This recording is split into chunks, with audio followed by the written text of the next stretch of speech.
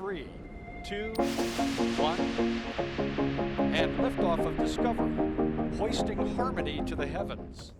Hello everyone, today we are taking a look at how SpaceX's Starship will land on the moon. Since the very start of Starship development, SpaceX has been making fast progress on prototypes and the testing process. After winning the Lunar Lander contract, SpaceX received a large sum of money meant for the development of a moon lunar lander. However, this Starship model will have to be a bit different than the ones we have seen up to this point for multiple different reasons. The Starship lunar lander will land on the moon, using large RCS thrusters positioned towards the top of the spacecraft. Starship will also need self-leveling landing legs capable of landing on uneven surfaces. The higher thrusters are necessary for a safe and practical landing on the moon, due to factors such as the lack of atmosphere, the material on the ground, and more. Landing on the moon is no easy task, and very few large agencies have been capable over the years. SpaceX has a lot of funding and plenty of ambition that has been present throughout Starship development. During the difficult landing process, SpaceX will have to consider many different factors. Each will have a direct effect on the design of future Starship lunar landers. What is Starship? Starship is a rocket currently under development by SpaceX, meant to be one of the biggest and most powerful in the world. Standing at 120 meters tall and 9 meters wide, Starship consists of two stages. The first stage is called Super Heavy, and will have around 33 engines in the future. The second stage is also called Starship, and will be responsible for landing on the moon. Starship is also meant to be fully reusable. SpaceX's goal is to make the rocket very affordable and have a consistent and quick turnaround time. For the time being, SpaceX plan on catching Super Heavy out of the air and possibly Starship as well. SpaceX is planning on having multiple different types of Starships in the future. This would include a regular version, a lunar lander model, a fuel tanker, and more. The lunar lander model would be for missions to the moon and back. Lunar lander contract. SpaceX recently won a very large and important contract with NASA. NASA offered multiple different companies a large sum of money to develop a lunar lander for the upcoming Artemis mission and more. Some of the main companies involved included SpaceX, Blue Origin, Dynetics, and others. After each company had proposed its plan to NASA, the agency ended up picking what they thought was the best option. NASA picked SpaceX, winning the company a crucial $2.9 billion contract. This money is going directly towards Starship development and the technology on board the future lunar lander. Starship lunar lander design features. There are a lot of complications when trying to land on the moon. This has caused SpaceX to make multiple changes throughout the Starship lunar lander model. Each one tries to solve a specific challenge when landing on the moon. RCS Thrusters. One of the most unique parts about the Starship lunar lander is the RCS Thrusters. RCS stands for Reaction Control System. On current SpaceX models, you can see Starship with multiple large thrusters towards the top of the rocket. One of the challenges of landing on the moon is the lack of atmosphere. You practically need to use thrust when landing rather than a parachute like on Earth. The large RCS thrusters will do exactly that. As Starship approaches the surface of the moon, it will fire multiple thrusters to slow it down for landing.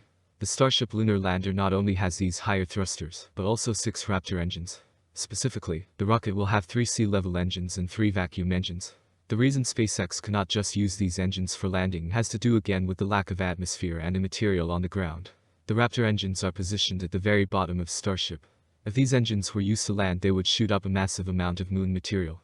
The Raptor engine close to landing would be firing just a few feet away from the surface. The large thrusters positioned towards the top of Starship avoid that issue and keep a good distance. The Starship second stage is 50 meters tall, ensuring that very little if any material is disturbed when landing. Landing legs. Throughout Starship development, we have seen multiple different landing leg designs and options. At first, with early tests such as SN5, SpaceX used small landing legs that would fold out prior to landing. These legs were designed to be crushed by the weight of Starship when landing. The legs did a good job for testing, but are not a very viable future option. For the Starship lunar lander, there will need to be legs that are very sturdy, and also capable of landing on uneven surfaces. Unfortunately, on the moon, Starship will not be landing on a landing pad, but instead the rough surface. If Starship's landing legs were fixed and not adjustable based on the surface, then SpaceX would have a big problem. This is why SpaceX and Elon have mentioned the use of self-leveling landing legs. These would deploy prior to landing and adjust based on the landing surface. This ensures that Starship will be straight up after landing, and will not risk tipping over in the process. Exit hatch. Another unique part about the Starship lunar lander is the hatch or door used to get humans and cargo on and off the rocket. In animations and mock-up pictures provided by SpaceX, you can see a large door towards the top of the lunar lander. It also shows a mechanism similar to an elevator that would be used to get down and back up. This door would be around 35 meters high, meaning the crew would not be able to use stairs. It is very likely that SpaceX will continue to change the design and make different parts of the lunar lander more convenient and reliable in the future. Solar panels. One final different aspect of the Starship lunar lander compared to other models are the solar panels.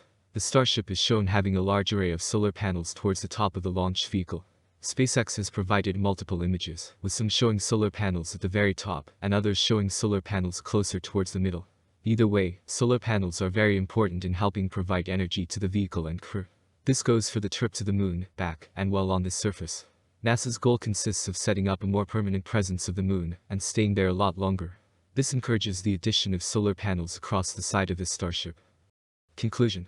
Landing on the moon presents a lot of different challenges. Some of these include the lack of atmosphere, the mass amount of material on the ground, distance from Earth, uneven landing surface, and much more. However, SpaceX, while only in early development, already are thinking of possible solutions. These include large RCS thrusters towards the top of Starship, landing legs capable of leveling themselves, and more. As Starship development continues at a very fast pace, SpaceX gets closer and closer towards the first moon landing attempt. With the help of NASA's funding, we are likely to see more work on the Starship lunar lander and a future moon landing.